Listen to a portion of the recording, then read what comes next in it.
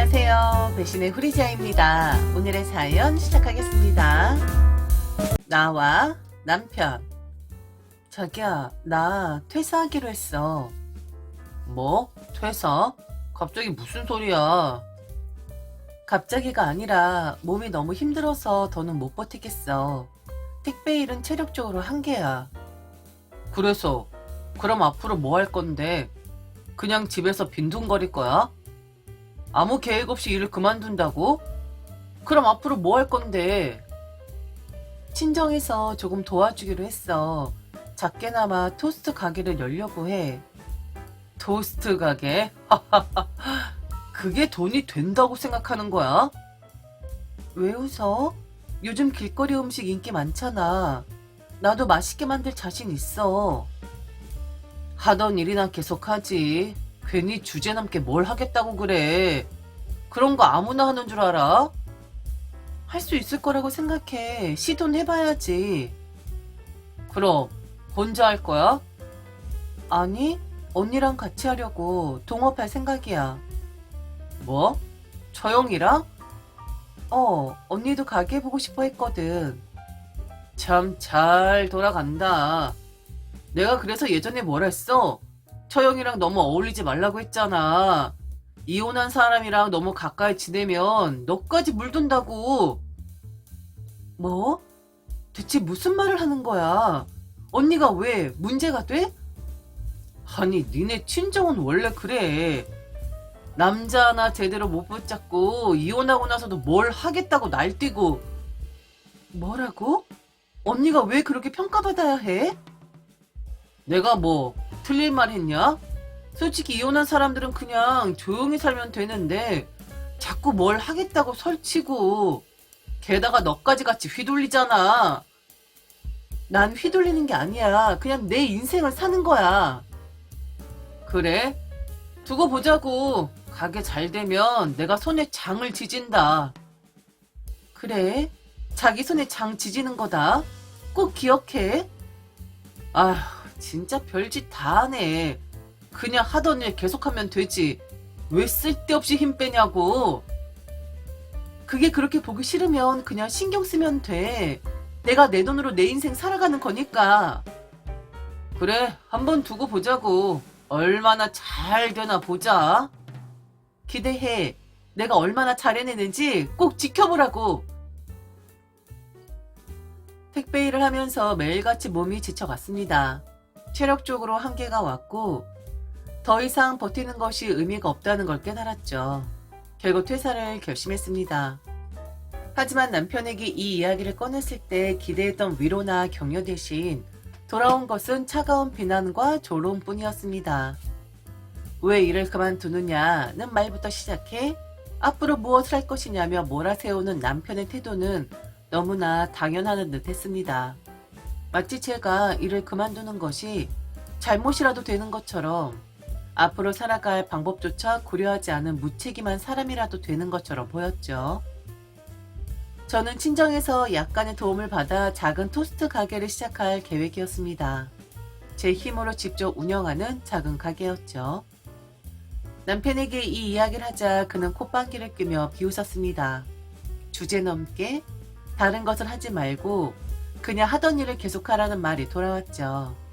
마치 제가 스스로 무언가를 도전하고 새로운 길을 찾으려는 것 자체가 어리석은 짓이라는 듯한 태도였습니다. 더 어이가 없었던 건 제가 친언니와 함께 하겠다고 하자 남편이 보인 반응이었습니다. 남편은 처음부터 제 언니를 탐탁치 않게 여겼습니다. 언니가 이혼 소송을 진행할 때도 그는 항상 저에게 언니한테 물들지 말라고 했습니다. 이혼한 사람이 주변에 있으면 저도 언젠가 영향을 받을 거라는 듣기만 해도 어처구니 없는 논리였죠. 하지만 저는 그저 남편의 말에 대꾸하지 않고 넘겼습니다. 어차피 저와 언니의 관계를 남편이 이해할 리 없었으니까요. 남편은 대놓고 언니를 깎아내렸습니다. 이혼한 사람이 무슨 사업을 하겠다고 설치느냐는 말을 서슴지 않았고, 넌 왜 그런 사람이랑 같이 어울려서 이상한 생각을 하느냐고까지 했죠. 제 언니가 이혼한 건 남편의 말처럼 쉽게 재단할 문제가 아니었습니다. 언니가 그동안 얼마나 힘들었고 어떤 고민 끝에 내린 결정이었는지 저는 누구보다 잘 알고 있었습니다. 그런데 남편은 그런 사정을 무시하고 마치 언니가 단순히 문제 있는 사람이라도 되는 것처럼 비난을 퍼부었죠. 저는 더 이상 참을 수 없었습니다. 지금까지 언니 욕을 할 때마다 그냥 흘러 넘겼지만 이번엔 달랐죠. 남편이 제 인생까지 깎아내리며 조롱하는 것이 느껴졌습니다. 저는 단호하게 말했죠. 제가 하고 싶은 일을 할 것이고 절대 남편의 말대로 살지 않을 거라고. 남편은 끝까지 비웃으며 잘 되면 손에 장을 지지겠다고 했습니다. 정말이지 이런 남편이 또 있을까요? 아내가 체력적으로 한계에 부딪혀 일을 그만두겠다고 하는데 그것을 위로하기는커녕 비난하는 남편.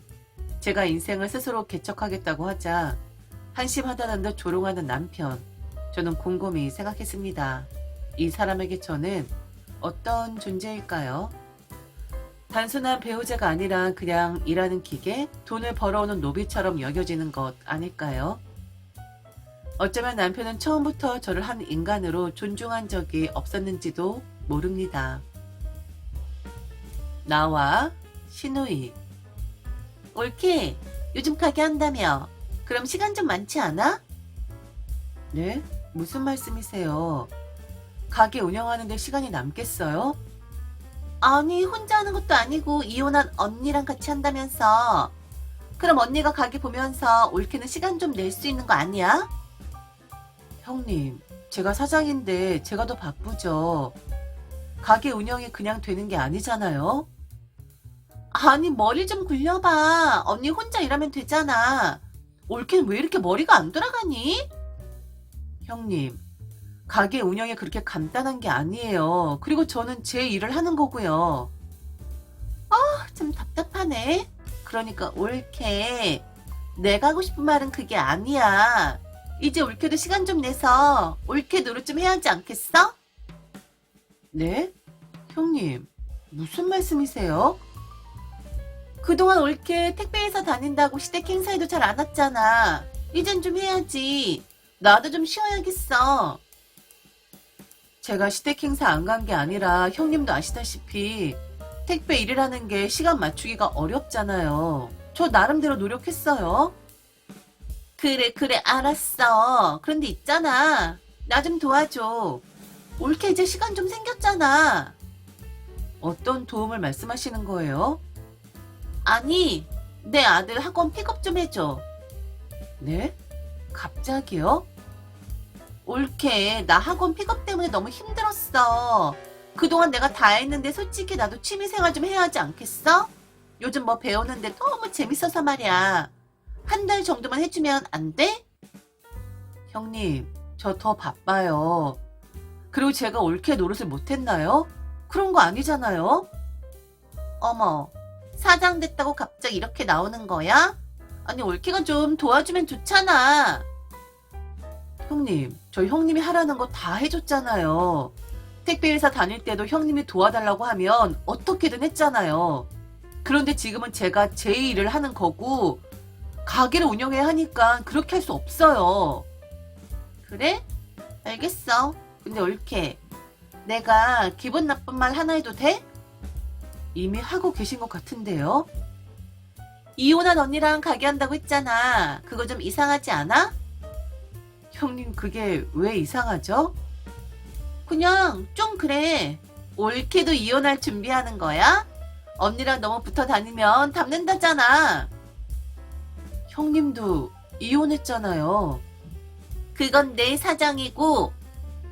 그러니까 형님 사정이 있는 것처럼 우리 언니도 사정이 있는 거죠. 그리고 형님, 저도 하나 말해도 돼요? 뭔데? 형님 아이 학원 많이 보내시잖아요. 그런데 그렇게 학원 뺑뺑이 도는 거 다 이유 있는 거잖아요? 그게 무슨 말이야? 양육비 더 받으려고 그러는 거잖아요. 제가 형님 애 픽업하면 또 그것도 명목 잡아서 양육비 더 받아낼 속셈이죠? 너 지금 나한테 무슨 소리 하는 거야? 형님, 제발 저를 좀 내버려 두세요. 가게 한다고 하니까 한가한 줄 알고 저를 이용하려고 하시는 것 같은데 전 형님한테 이혼당할 생각이 없어요. 그냥 제 일은 제가 할 테니까 형님도 형님 일 알아서 하세요. 그래, 아주 잘났다. 올케도 곧 보게 될 거야. 세상 그렇게 만만하지 않다는걸. 형님도요. 남 이용할 생각 그만하시고요. 형님이 원하는 올케 노릇은 이제 안 할 거니까요. 남편은 제가 신우에게 단호하게 거절했다는 이유로 그날 밤 저를 몰아세웠습니다. 마치 큰 잘못이라도 한 것처럼 잔뜩 흥분한 목소리로 소리를 질렀죠. 그러면서 저에게 이혼한 친언니와 어울리더니 결국 저도 똑같은 사람이 되려는 것이냐며 비난했습니다. 그의 눈빛에는 노골적인 경멸이 서려 있었고 저는 그 순간 남편이 저를 어떻게 보고 있는지 다시금 깨닫게 되었습니다. 그러더니 갑자기 앞으로 시댁에 더 많은 용돈을 드리겠다고 선언했습니다. 저는 당황스러웠죠.